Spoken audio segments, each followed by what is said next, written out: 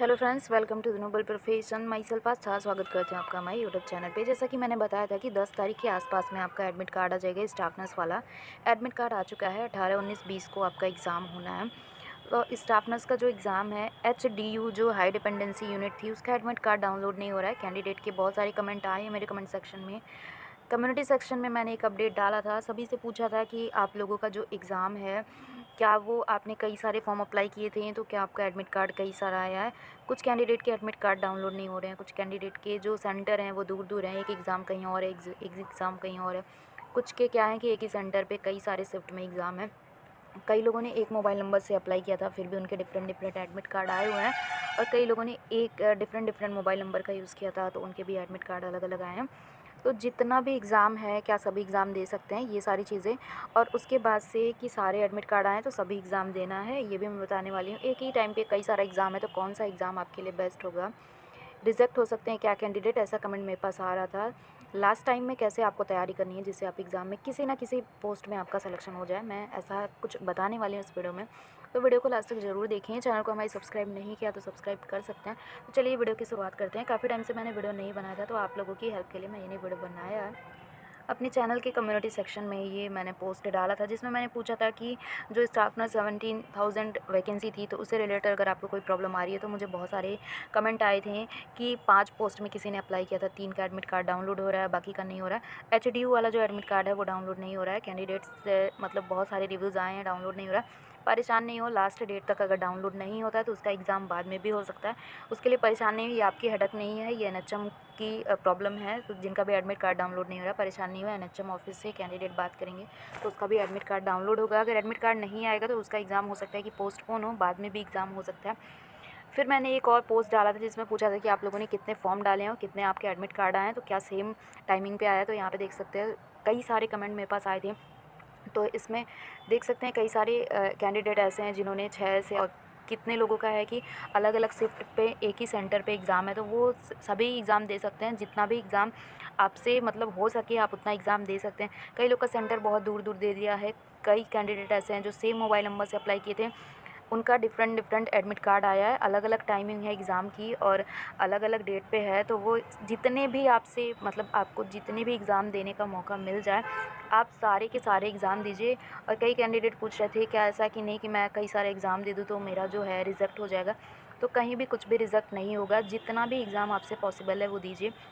Problem ये है अगर एक शिफ्ट एक टाइमिंग पे कई सारे जगह पे आपका एग्ज़ाम है, सपोज़ कि दो एडमिट कार्ड सेम टाइम पे आपका एक साथ में है, तो इस वीडियो में मैं बता देती हूँ कि कौन सा एग्ज़ाम देना आपके लिए ज़्यादा इंपॉर्टेंट होगा, कौन से पोस्ट का एग्ज़ाम देना ज़्यादा इंपॉर्टेंट होगा। तो मैं आपको दिखा देती हूँ। सबसे पहले आप ये PDF देखिए जो ऑफिशियल एडवर्टीज़मेंट की है। तो सबसे पहले मैं बता दूँ, जिसमें अच्छी आपकी सैलरी है उसको एग्ज़ाम दीजिए। और दूसरी बात ये है कि जिसका काम अच्छा है उसको एग्ज़ाम दीजिए। तो मैं बता दूँ, अगर आपका NUHM का एग्ज़ाम है तो आप NUHM का दीजिए। 2 एग्ज़ाम आपको बिल्कुल नहीं छोड़ना है, एक डिस्ट्रिक्ट हेल्थ सोसाइटी का और दूसरा मैटरनल हेल्थ का। डिस्ट्रिक्ट हेल्थ सोसाइटी का जो है उसका क्या है कि पोस्ट बहुत अच्छी है, सैलरी अच्छी है, इसको आप ज़रूर दें। और इसका जो मतलब जॉब लोकेशन होगा, हो सकता है कि आपको डिस्ट्रिक्ट हॉस्पिटल मेडिकल कॉलेज में भी भेज दिया जाए, क्योंकि ICU जो होता है मोस्टली आपके बड़े बड़े हॉस्पिटल्स में होते हैं, तो वहाँ पे भी जॉब लग सकती है। और मैटरनल हेल्थ में तो आपको पता ही है कि सैलरी अच्छी खासी है। और दूसरी बात है कि मैटरनल हेल्थ की जॉब स्टाफ नर्स अगर फीमेल है तो बहुत अच्छी जॉब है। अगर आप एक फ़ीमेल स्टाफ नर्स हो मैटरनल हेल्थ की, तो आपको परमानेंट मतलब अगर जॉब नहीं भी मिलती है तब भी आप अच्छी खासी इनकम से मतलब अपनी लाइफ को सर्वाइव कर सकते हैं।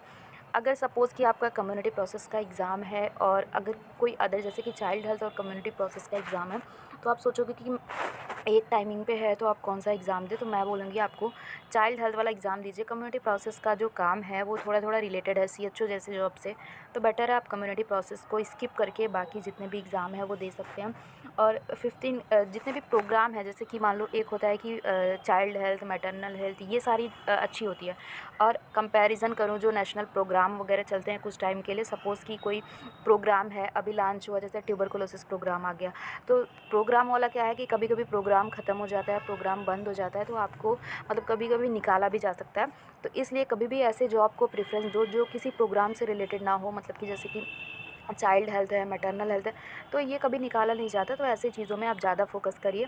नीचे जो ये ये सारी चीज़ें, जैसे कि ये नेशनल प्रोग्राम है और मान लो कि 15 फाइनेंस कमीशन है, तो अगर आप इसका एग्ज़ाम नहीं दोगे तो कोई बात नहीं, पर जो मेन चीज़ें हैं उसको दो। जैसे कि आपका ब्लड बैंक में जो स्टाफ नर्स की जॉब है और लैब टेक्नीशियन की जॉब है, बहुत ही ईजी मतलब जॉब है।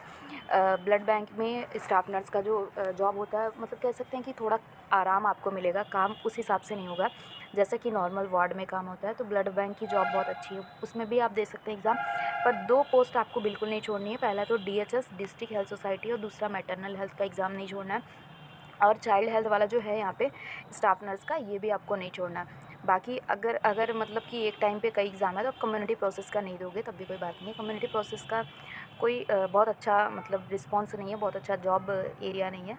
तो ये मैंने आपको यहाँ पे बता दिया। अब मैं बता रही हूँ कि कोई भी एग्ज़ाम, जैसे कि एक कैंडिडेट ने कमेंट किया था कि मैम क्या कई एग्ज़ाम देंगे तो रिजेक्ट हो जाएगा, एक ही मोबाइल नंबर से अप्लाई किया। तो कोई भी चीज़ रिजेक्ट नहीं होगा। आपने अगर एग्ज़ाम दिया तो उतने आपके रिज़ल्ट आएंगे, किसी ना किसी में आपका सिलेक्शन हो जाएगा। आप हर एक एग्ज़ाम में 60 नंबर का टारगेट बना के चलो। आप कितने भी कमज़ोर हो, कितने भी स्ट्रॉन्ग हो, फिर भी आपको 60 का टारगेट बना के चलना है। किसी भी कैटेगरी से 60 का टारगेट आप बना के चलोगे तो इसके आसपास में ज़रूर आपके नंबर आएंगे। इसके आसपास में जब नंबर आएंगे तो आपका सिलेक्शन किसी ना किसी पोस्ट में ज़रूर होगा। 6 एग्ज़ाम आप दे रहे हो तब भी आपका किसी एक पोस्ट में ज़रूर सिलेक्शन हो जाएगा।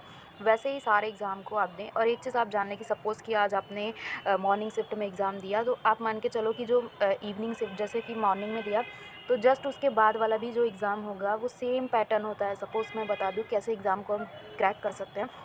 सपोज़ कि मॉर्निंग में विटामिन से एक क्वेश्चन आया है, तो आफ्टरनून में भी विटामिन से ही एक क्वेश्चन आएगा। क्वेश्चन का पैटर्न चेंज होगा पर विटामिन से एक क्वेश्चन आएगा। सपोज़ कि आपका एक एनाटॉमी से एक क्वेश्चन मॉर्निंग शिफ्ट में आया, तो तीनों शिफ्ट में एक एक क्वेश्चन होंगे सेम टॉपिक से। ऐसा है यूपीएनएचएम का जितना भी एग्ज़ाम मैंने दिया, वहाँ पे क्या होता था कि सेम पैटर्न एग्ज़ाम का आता है। अगर एक टॉपिक से इसमें क्वेश्चन आएंगे तो सेम टॉपिक से उसमें आएंगे। तो अगर आपके पास टाइम होगा, गैप होगा, तो जो फर्स्ट वाले शिफ्ट में आप जो टॉपिक से क्वेश्चन पूछे गए थे उसी टॉपिक को एक बार आप रिवाइज़ करके जाइएगा। सेम टॉपिक से दूसरे क्वेश्चन आपको मिल सकते हैं। समझ में आ रहा है? तो आपको ऐसा करना है, आपको थोड़ा सा माइंड भी लगाना है कि मॉर्निंग वाले शिफ्ट में जो टॉपिक से क्वेश्चन आए हैं, तो अगले दिन अगर आपका कोई पेपर है तो वही टॉपिक आप रिविज़न करके जाइए। क्योंकि नॉर्मलाइजेशन वाला जब पेपर होता है तो मोस्ट ऑफ टाइम पैटर्न जो होता है सेम होता है, टॉपिक सेम होते हैं, बस क्वेश्चन चेंज होते हैं, उसी से घुमा फिरा के क्वेश्चन पूछा जाता है। तो ये आपको ट्रिक यूज़ करना है। और लैब टेक्नीशियन एग्ज़ाम हुआ है उसके भी क्वेश्चन पेपर आप ज़रूर सॉल्व करके जाएँ। इससे आपको एक आइडिया होगा कि पेपर का लेवल कैसा जा रहा है, बहुत हार्ड गया था या फिर बहुत ईजी। अब बात आती है कि लास्ट मोमेंट में तैयारी क्या करें। ऑलरेडी मैंने सिलेबस आपको बताया था कि सिर्फ़ और सिर्फ ये 8 टॉपिक को आपको कवर करना है, 8 सब्जेक्ट को आपको कवर करना है। जिसमें अगर मान लीजिए आपके पास बहुत कम समय है तो ऑलरेडी नर्सिंग की आपने तैयारी कर ली होगी, तो एक बार आपको जल्दी 2 से 3 दिन के अंदर सुपरफिशियल रिवीजन करना है इंपॉर्टेंट क्वेश्चंस का।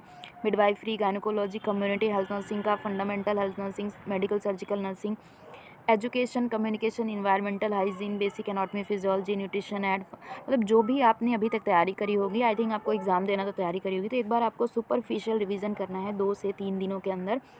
आपको इंपॉर्टेंट टॉपिक को मैं ऑलरेडी बताती हूँ कि जब भी आप तैयारी करो तो अपने नोट्स बनाते साथ में चलो। कोई भी बुक ले लो या फिर कहीं भी यूट्यूब से पढ़ रहे हो, अपना खुद का एक रनिंग नोट्स बनाते चलिए। लास्ट मोमेंट में आपको पूरा थियरी नहीं पढ़ने चलना है। अपना जो इंपॉर्टेंट नोट्स आपने बनाया हुआ है, शॉर्टकट उसमें लिखा हुआ है, ट्रिक वगैरह लिखा हुआ है, उसका रिवीजन करके चलिए। फिर उसके बाद से अभी ये जो 60 नंबर का क्वेश्चन, सॉरी 80 नंबर का क्वेश्चन, ये आप मतलब नर्सिंग से बेसिक से तो पढ़ते ही आ रहे हैं। नर्सिंग का कितना भी पढ़ो आप कम ही रहता है। तो लास्ट मोमेंट पे आपको एक बार रिवीजन करना है सारे इंपॉर्टेंट टॉपिक्स का। फिर उसके बाद आपको सेक्शन बी जो होगा 20 नंबर का, इसमें आप श्योर है कि 15 नंबर के क्वेश्चन में आप अगर 20 नंबर का है तो 15 नंबर के क्वेश्चन में अब मैं आपको बता दूं कि आप 10 क्वेश्चन आप सही करके आओगे। सिर्फ इतने इंपॉर्टेंट टॉपिक्स को पढ़ना है, वो टॉपिक्स आप देख लो। लास्ट मतलब 2 से 3 डेज़ में आपको क्या करना है कि नॉर्मल छोटे छोटे सिंप्लीफिकेशन के क्वेश्चन आपको सॉल्व करने हैं। मन करे तो आप किसी यूट्यूब चैनल से पढ़ सकते हो, या फिर आप कोई आपके पास अगर बुक हो जनरल एप्टीट्यूड की, मार्केट में बहुत सारी जनरल एप्टीट्यूड की बुक आती हैं, आपको कोई भी बुक एक ले लेनी है ईजी जिसमें क्वेश्चन हो वैसे ही उसको सॉल्व करना है। क्योंकि नर्सिंग में ईजी क्वेश्चन आते हैं। छोटे छोटे परसेंटेज के क्वेश्चन आपको करना है, कंपाउंड इंटरेस्ट और सिंपल इंटरेस्ट के छोटे छोटे क्वेश्चन आपको पढ़ना है। क्योंकि ऑनलाइन एग्जाम में बहुत बड़े नहीं पूछे जाते हैं और नर्सिंग एग्जाम में तो बेसिकली बड़े क्वेश्चन नहीं पूछे जाते हैं। एवरेज आपको निकालना आना चाहिए। Time and work, time and distance and ratio proportion से क्वेश्चन आपको सॉल्व करने हैं।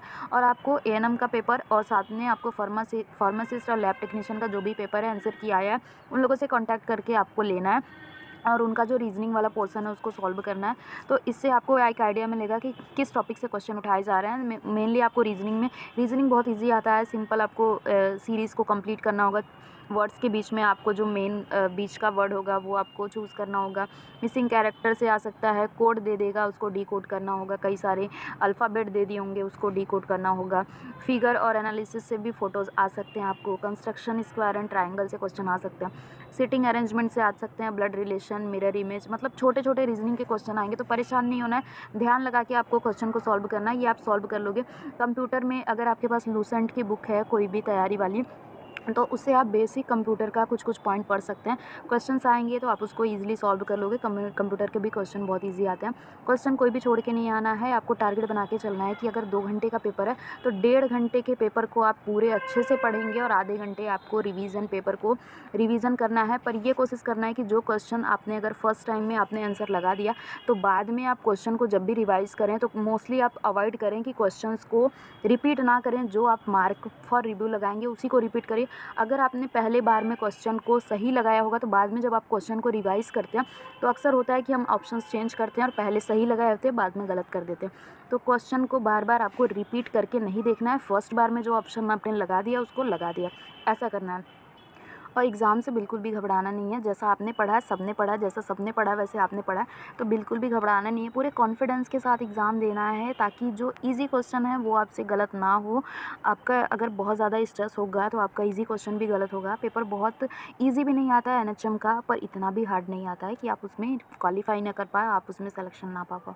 तो ऑल द बेस्ट सभी को। एग्ज़ाम की तैयारी ज़ोर शोर से करें। एक वीडियो मैं लास्ट में और लेके आऊँगी जिसमें आपको मोटिवेशन के साथ साथ कुछ स्ट्रैटेजीज़ आपको बताऊँगी जिससे आपको कैसे एग्ज़ाम देना। फर्स्ट टाइम जो एग्ज़ाम दे रहे हैं उनके लिए कुछ टिप्स होगा ताकि एग्ज़ाम को अच्छे से दे पाएँ। तो मिलते हैं नेक्स्ट वीडियो में। कोई भी कमेंट है आपको, कोई भी डाउट है तो कमेंट सेक्शन में ज़रूर बताएं।